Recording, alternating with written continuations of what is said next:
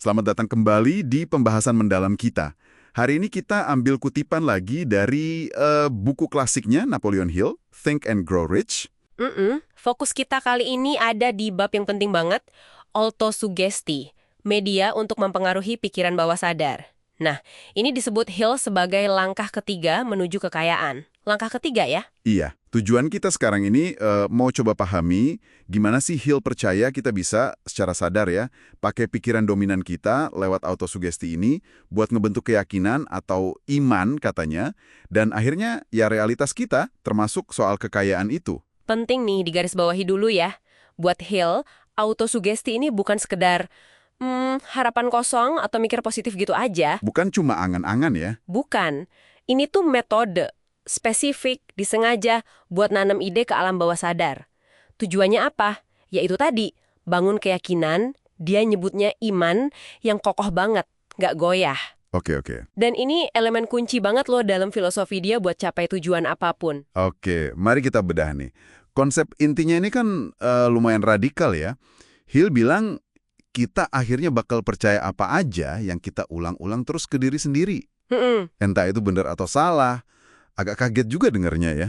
Seolah pikiran kita tuh nggak peduli amat sama benar atau salahnya. Yang penting diulang terus gitu.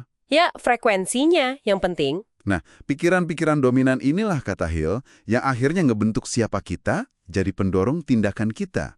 Dia pakai analogi dari kriminolog itu kan ya, yang cukup jelas tuh. Yang soal kejahatan itu ya? Iya, kontak pertama sama kejahatan jijik, tapi kalau terus-terusan kena jadi biasa.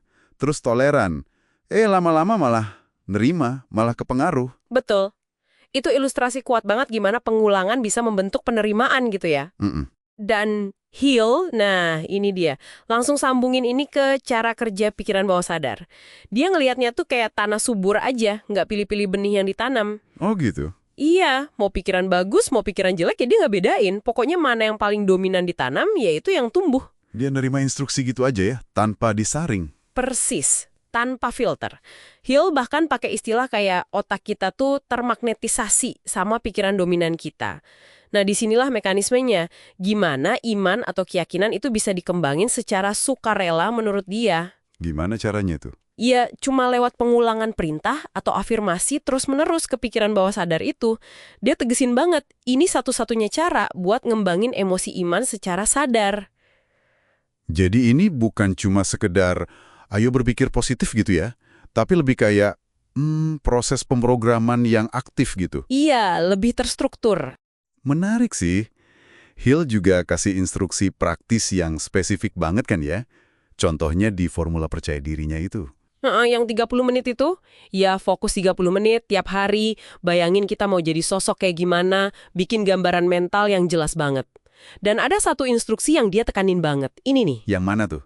Bacalah bab tentang autosugesti dengan keras setiap malam.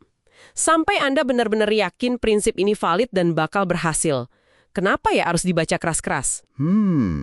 Dia nggak jelasin detail sih kenapa harus keras-keras di bagian ini. Tapi bisa kita tafsirkan ya, kalau baca keras itu kan melibatkan lebih banyak indera. Oh iya, dengar juga ya selain lihat. Betul, dengar, ngeliat, plus tindakan fisik ngomongnya itu sendiri. Mungkin itu bisa memperkuat penanaman pesannya ke alam bawah sadar, jadi lebih nyata gitu rasanya. Jadi kayak pengulangan multi indera gitu ya? Bisa jadi, mempercepat proses pemagnetan otak tadi. Nah, yang krusial juga nih, hubungan antara autosugesti sama iman. Buat Hill, autosugesti itu bukti kalau iman itu bisa dibangun. Bukti ya? Iya, dan jadi satu-satunya perantara yang dia tahu buat mengakses apa yang dia sebut kecerdasan tak terbatas. Kecerdasan tak terbatas, itu apa lagi tuh? Kayak sumber ide dan solusi universal gitulah, yang cuma bisa diakses lewat keyakinan yang kuat. Iman inilah, kata dia, yang ngubah getaran pikiran biasa jadi padanan spiritualnya. Nah, itu yang memungkinkan kita nyambung ke kecerdasan tak terbatas itu. Oke. Jadi kalau disederhanain, autosugesti itu alatnya, iman itu kondisinya, terus kecerdasan tak terbatas itu sumbernya. Gitu ya kira-kira? Ya, bisa dibilang gitu sih dalam kerangka berpikirnya Hill. Dia bahkan ngutip puisi yang terkenal banget itu kan, buat nekenin kekuatan pikiran yang dibentuk autosugesti ini. Oh iya, yang mana tuh? Yang, jika kau pikir kau kalah, kau memang kalah. Jika kau pikir tak berani, kau memang tak akan berani. Iya tahu. Pertarungan hidup tak selalu dimenangkan oleh yang lebih kuat atau lebih cepat, gitu kan? Tapi cepat atau lambat, orang yang menang adalah orang yang berpikir dia bisa menang. Nah, terus di akhir dia bilang, sukses dimulai dari kemauan seseorang. Semuanya ada dalam kondisi pikiran. Hill secara eksplisit banget nyambungin kuisi ini ke hukum autosugesti. Wow, kekuatan yang diklaim di sini kan luar biasa banget ya. Sampai keklaim bahwa kemampuan mempengaruhi pikiran bawah sadar inilah yang bikin kita jadi tuan atas nasib kita, kapten jiwa kita. Itu klaim gede banget loh. Kok bisa dia justifikasi klaim segede itu cuma pakai autosugesti aja? Ya, Hill ngelihatnya itu sebagai titik awal yang fundamental gitu. Dengan nguasain autosugesti, Anda belajar ngendaliin input ke pikiran bawah sadar Anda. Oke, ngontrol inputnya ya. Iya. Nah, karena pikiran bawah sadar itu ngaruh ke kebiasaan, tindakan, keyakinan Anda, ya berarti ngontrol input itu secara bertahap artinya ngarahin outputnya juga. Outputnya itu tindakan dan nasib kita gitu. Betul. Tentu ini proses ya, bukan sulap simsalabim langsung jadi. Tapi kendali atas pikiran itu langkah pertama menuju kendali atas takdir. Menurut filosofi dia. Baiklah, jadi kalau kita rangkum nih ya, dalam pandangan Hill, autosugesti itu proses sadar, disengaja buat memprogram pikiran bawah sadar kita. Caranya, ya lewat pengulangan pikiran dan afirmasi yang spesifik.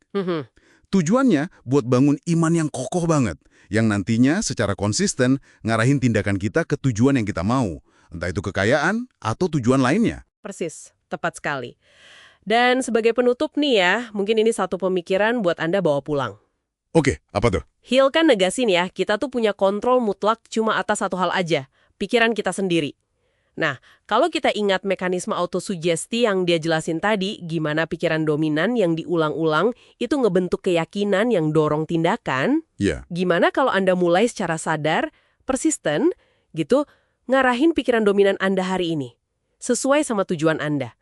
Kira-kira perubahan apa, sekecil apapun itu, yang mungkin mulai terbentuk dalam realitas Anda besok atau lusa? Menarik. Sesuatu buat direnungkan lah.